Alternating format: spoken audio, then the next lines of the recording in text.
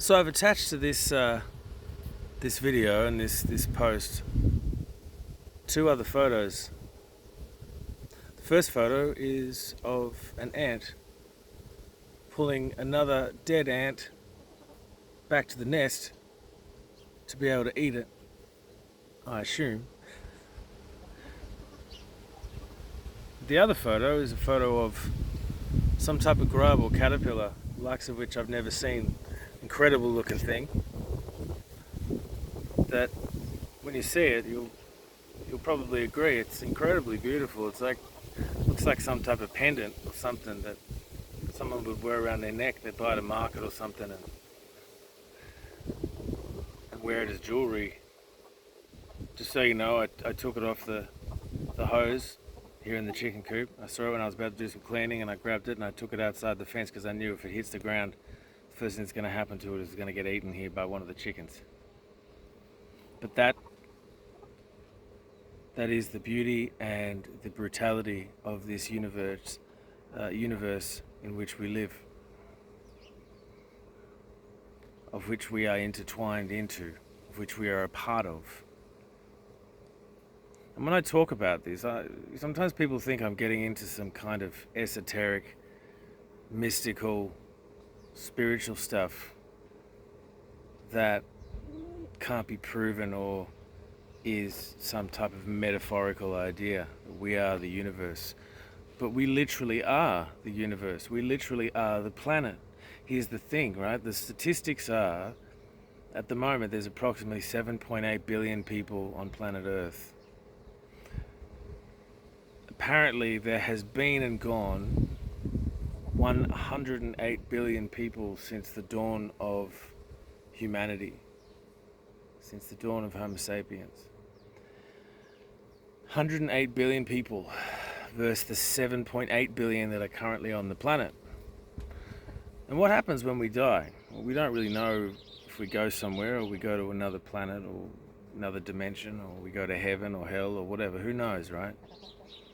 But what we do know is that our body, this body, this vessel that that our consciousness seems to be carried in, degrades, biodegrades, and turns into, or goes back to, its original form of organic matter, minerals,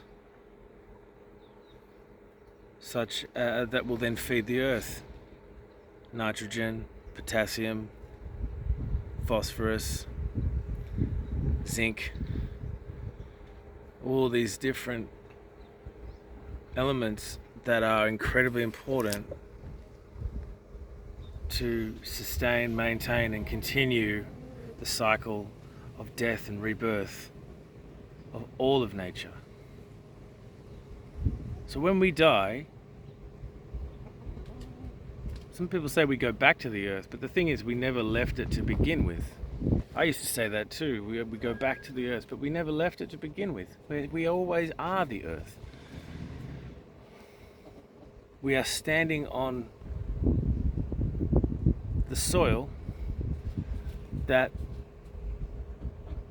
is the remnants of those who have come before us, the broken down matter of those who have come before us. So in that regard, everyone that I've ever lost, every person I've ever mourned for is still here. Their energy is still here. Because we talk about what happens to the consciousness, what happens to that energy that powers this human mechanism, this human machine that we are. I don't know if that's the right words, but maybe that consciousness, when that energy dissipates, maybe that goes off to be some other form of energy. Maybe that becomes light. Maybe that becomes wind. Maybe that becomes some other form of energy that continues to cycle around and power this planet. And I find that when I look at things that way, I can look at the I can look at one ant carrying another dead ant across the driveway back to the ant's nest with the same reverence, respect, and understanding that the universe and nature does not think in the same way that we do, as in good and bad.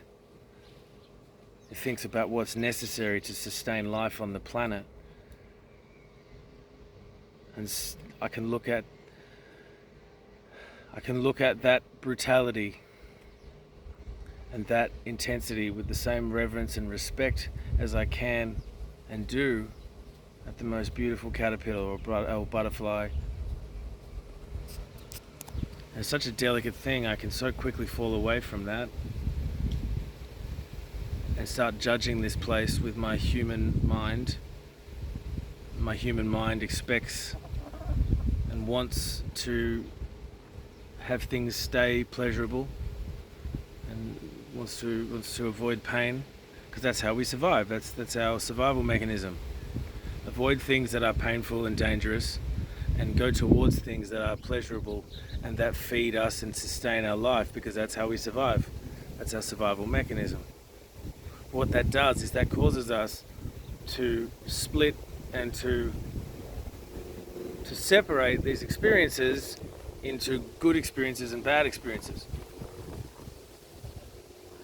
And that's one of the many things that we do which causes us to feel so separate from the universe. We have this awareness of self. Ask ourselves, if something bad happens, as we call it bad, how can this happen to me? But every time, I had a big rainstorm here the other day. How many ants' nests here just got destroyed? Imagine there must be creatures all over the earth that die every day.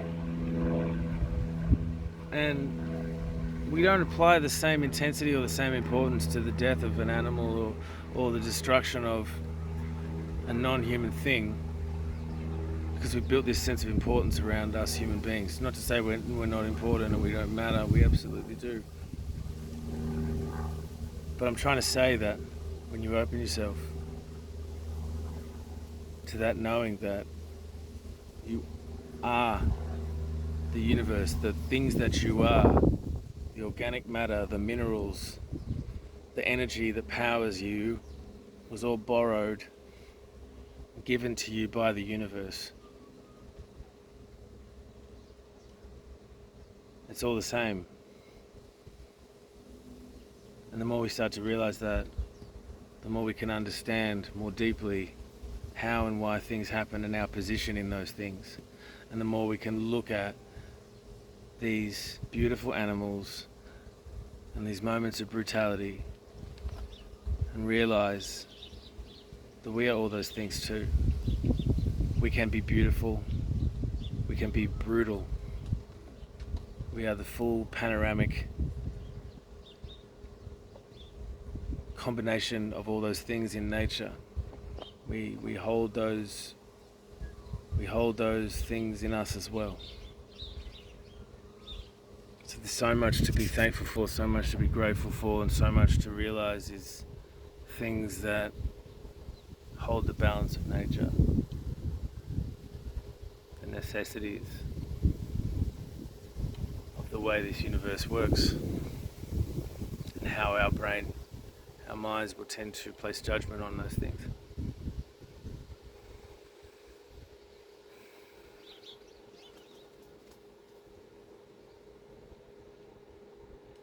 It's an amazing world we live in, as I've said before. It's a bit of an upside down society and a system that we live in, but it's an amazing world we live in. It's a world where all those things can exist simultaneously. And to realize that when we think like this, there is no death, there is no birth, there is no beginning, there is no end, just like it says in so many religious texts, so many philosophy ideas, that all this energy still exists on the planet, and when I die, I will change form and I'll become something else. And that's where that respect for the animals comes in, respect for the trees come in, respect for not just, because we always say it's trees and rocks and plants and birds and stuff, but it's everything. Everything. The phone that I'm holding in front of me right now and using this piece of technology to record these ideas is, and that's the thing, I don't want you to go, oh, this has to be right or this has to be wrong. I'm not saying I know anything for sure. These are just ideas, things that I feel, things that I find intuitively come to me when I listen. And even this phone that I'm holding, I'm talking to you on right now, has nickel in it inside the batteries. It has all these different minerals. Where do you think that comes from? That comes from the earth. What do you think we have within our bodies? You go out and take iron tablets, you get an iron deficiency or a zinc deficiency. Why do you think that is? Because your body needs a certain amount of iron to thrive, to be in balance. Your body needs a certain amount of zinc to be in balance. So we are using these elements, these minerals, these elements. We're using them to power everything. And we can look at phones with the same reverence, cars with the same reverence,